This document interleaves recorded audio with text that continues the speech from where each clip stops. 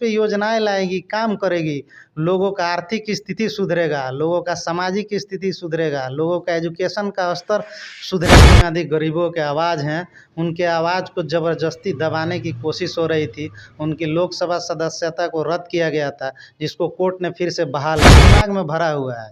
ये बहुत अच्छा है। जातीय जनगणना जो है ये एक क्रांतिकारी कदम है, समझ गए। मणिपुर के घटना से ध्यान भटकाने के लिए और मोदी जी को थू-थू से बचाने के लिए हरियाणा बीजेपी सरकार विफल है वहाँ, और वहाँ घटना हुआ। जातीय गणना पे कोर्ट के आए फैसले का हम स्वागत करते हैं।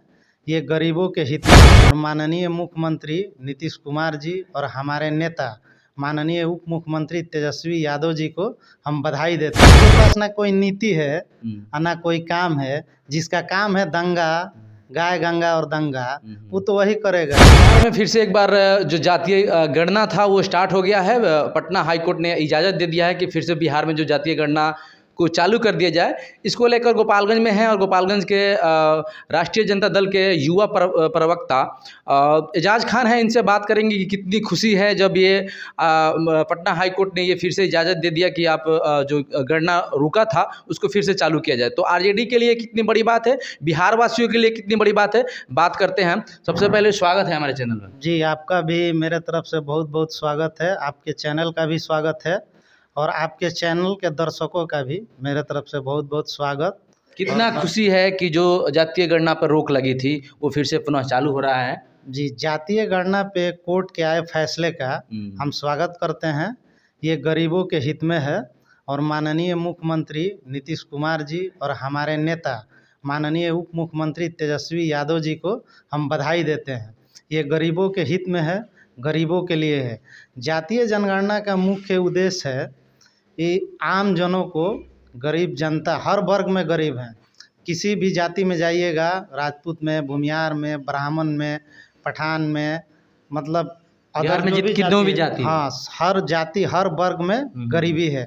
इसका मेन मकसद है सही जानकारी, सटीक जानकारी, विस्तृत आंकड़ा और गरीबों को पहचानना।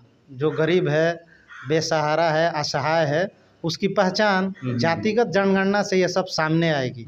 ये बहुत बड़ी सफलता है और सरकार का बहुत अच्छा कदम है। अच्छा, कुछ लोगों का ये भी बयान आ रहा है कि जातीय गणना जो है कहीं ना कहीं दंगा की रूप लेगा, भड़काऊ हो जाएगा। जिसका जितना आबादी है वो लोग जरूर वो अपना मतलब दंगा का रूप लेंगे, कि भड़केंगे, किसी बात को लेकर लड़ जाएंगे कि हमारी जनसंख्या ज़्यादा है, हम लड़ लेंगे। उन लोगों के लिए क्या कुछ कहिए? ये देखिए, ये सरासर गलत है। जिसके पास ना कोई नीति है और ना कोई काम है, जिसका काम है दंगा, गाय गंगा और दंगा, वो तो वही करेगा।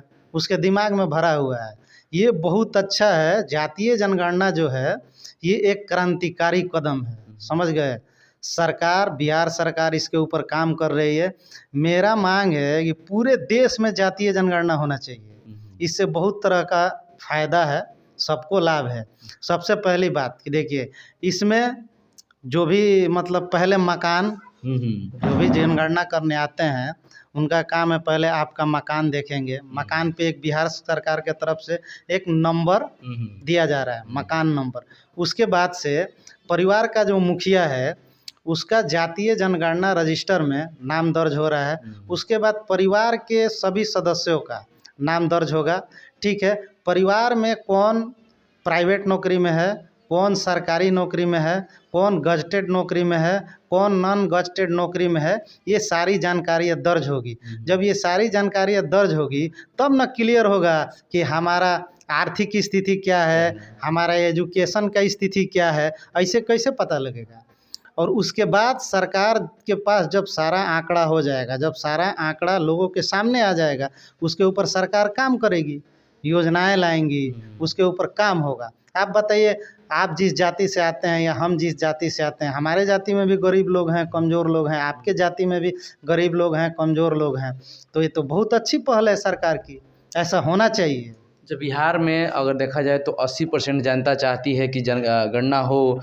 20% ऐसे लोग हैं जी। जो लगातार जो गणना में है कहीं ना कहीं बुराई चीज़ दिखाई दे रहा है, निगेटिव चीज़ बताई जाती है लोगों की कि नहीं आप ना करवाएं, इससे आगे चल के बिहार की स्थिति और खराब होने वाली है। अच्छा एक बात बताइए, किसी भी परिवार को, किसी भी परिवार का जब पूरा जानकारी सबके सामने आ जाएगा कि हमारे परिवार का एजुकेशन का स्तर क्या है, हमारे परिवार के कमाने का स्तर क्या है, हमारे परिवार में कहीं ऐसा तो नहीं है कि एक आदमी कमा रहा है और सब लोग खा रहे हैं, ये सारी जानकारी जब आ जाएगी तो ये तो बहुत अच्छी बात है ना।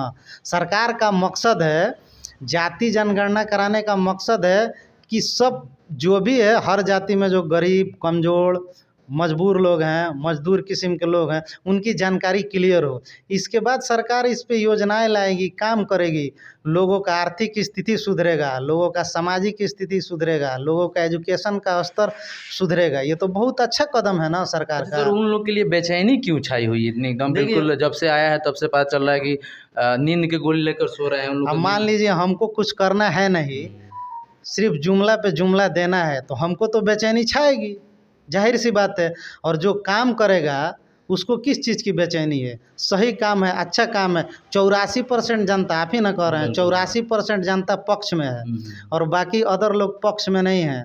तो आप समझिए पूरे बिहार वासी नहीं, पूरे देशवासी इसके पक्ष में है। और बिहार सरकार का ये बहुत बड़ा मिशन है और बहुत अच्छा काम है और सफलतापूर्वक संपन्न भी होगा और कोर्ट के फैसले का हम स्वागत करते हैं।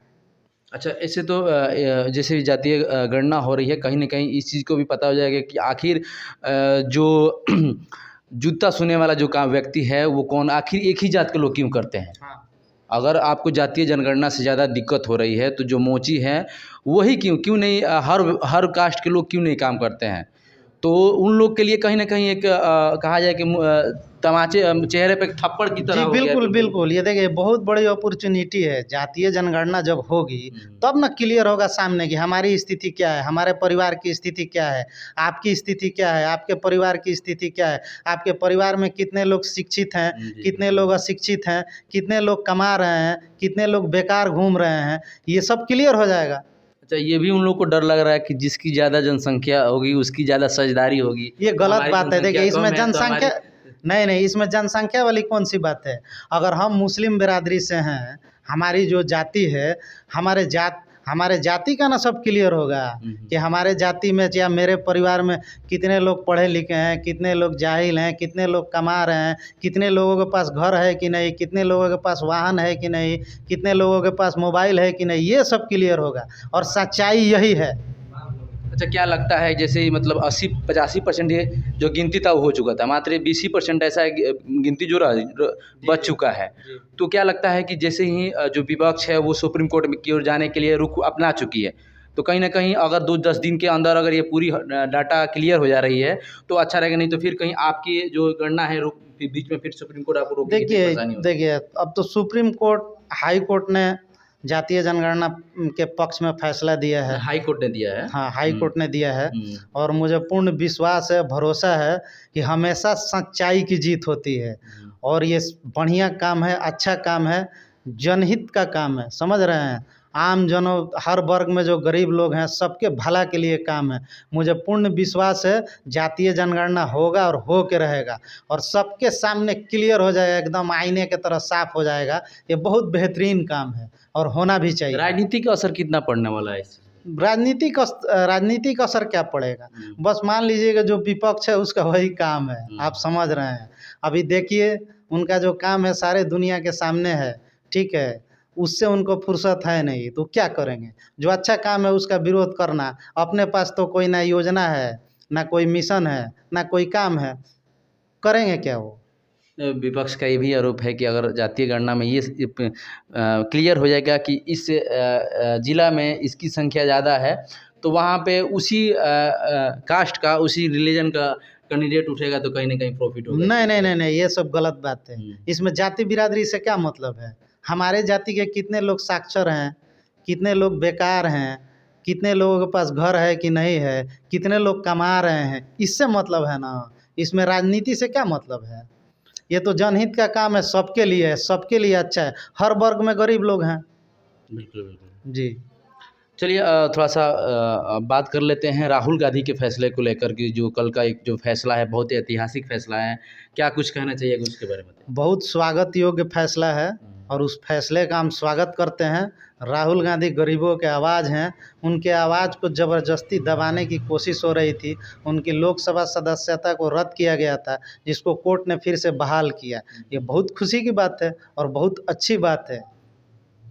जी, एक तरह से बीजेपी की कई जगह ऐसे शासन राज्य है जहाँ पे लगातार देखा जाए तो दंगा बढ़ते जा रहा है। जैसे हरियाणा में ऐसे कुछ एक घटना हुआ जो अभी एक व्यक्ति को देखा गया कि AK-47 लेकर प्रशासन के सामने लगातार फायरिंग करते जा रहे हैं। देखिए, मणिपुर के घटना से ध्यान भटकाने के लिए और मोदी जी को थू-थू से बचाने के लिए हरियाणा बीजेपी सरकार विफल है वहाँ, और वहाँ घटना हुआ। एक आदमी है जिसका नाम है मोनू मानेसर, और नासिर और जुनैद हत्याकांड जो राजस्थान के वो लोग निवासी थे, उनके हत्या का आरोपी है और मोस्ट वांटेड है। तो हरियाणा में जो दंगा भड़का है, वहाँ पे वो वीडियो बनाता है और वीडियो में बोलता है कि मैं आ रहा हूँ, ठीक है। और हरियाणा पुलिस को, हरियाणा प्रशासन को, हरियाणा सरकार को इसकी खुफिया जानकारी थी और हरियाणा सरकार को रोकना चाहिए। हरियाणा सरकार वहाँ विफल है। वहाँ के पूर्व मुख्यमंत्री हैं भूपेंद्र सिंह हुड्डा, उनका एक बयान मैंने देखा, वो बोल रहे थे कि मैं भी हरियाणा का 2 बार मुख्यमंत्री रह चुका हूँ। हरियाणा पुलिस दंगा रोकने में पूरी तरह सक्षम है। अगर खुफिया इनपुट के आधार पर हरियाणा पुलिस को सही दिशा निर्देश दिया जाता तो ऐसी घटनाएं नहीं होती। ये भी देखा जा रहा है कि प्रशासन जस्ट बगल में खड़ी है, जो मानेसर है वो लगातार फायरिंग कर रहा है AK-47 को लेकर। कितनी बड़ी अपराध है, प्रशासन वहाँ पे चुप है। कहीं ना कहीं देखा जाए तो सब सरकार के अंडर ही सरकार। बिल्कुल बिल्कुल। एक बात बताइए, कोई भी आदमी चाहे वो कहीं का हो, किसी राज्य का हो, वो खुलेआम वीडियो बनाए और दंगा भड़काने की बात करे और मतलब राइफल लेके घूमे, बंदूक लेके घूमे, क्या प्रशासन उसको गिरफ्तार नहीं कर सकती है? मोनू मानेसर बहुत पहले से वांटेड है नासिर और जुनैद हत्याकांड में, और हरियाणा पुलिस आज तक उसको गिरफ्तार नहीं कर पाई। सरकार पूरी तरह वहाँ विफल है। वहाँ पे उनका एक फ़ोटो भी कुछ वायरल हो रहा है, जो अमित शाह के साथ एक फ़ोटो जी, उनका अमित शाह का फ़ोटो है। बीजेपी के जितने केंद्रीय मंत्री हैं लगभग सबके साथ उनका फ़ोटो है। अब इसी से आप अंदाज़ा लगा लीजिए कि कौन किसके समर्थन में है। आप खुद हमसे बेहतर जानते हैं आप। अच्छा, यही घटनाएं अगर केंद्र सरकार में जो बैठे हुए हैं, बिहार में एक छोटी सी घटना हो जाती है, एक छोटा सा घटना हो जाता है तो लगातार उसे जंगल राज के नाम से घोषित कर दिया जाता है कि बिहार में जंगल राज आ गया है। यहाँ के अपराधी फिर 90 के दशक से दहशत बनाए हुए हैं। देखिए, लेकिन ये सिर्फ इनका बीजेपी का एक प्रोपेगेंडा है। ये लोग प्रोपेगेंडा फैलाते हैं। अभी मणिपुर पूरा जल गया, वहाँ इनको जंगल राज नज़र नहीं आ रहा है। हरियाणा जल रहा है, वहाँ इनको जंगल राज नज़र नहीं आ रहा है। बताइए आप, प्रधानमंत्री जी को घूमने से फुर्सत नहीं है। जंगल राज जहाँ भी बीजेपी शासित सरकार है वहाँ जंगल राज है। आप देख लीजिए, हरियाणा भी पूरा जल रहा है। नूह जिले में मेवात आता है, वहाँ भी दंगा हुआ है। पूरे हरियाणा में इसका आग फैल गया है। जगह जगह वहाँ क्या हो रहा है सब आपके नज़रों के सामने है।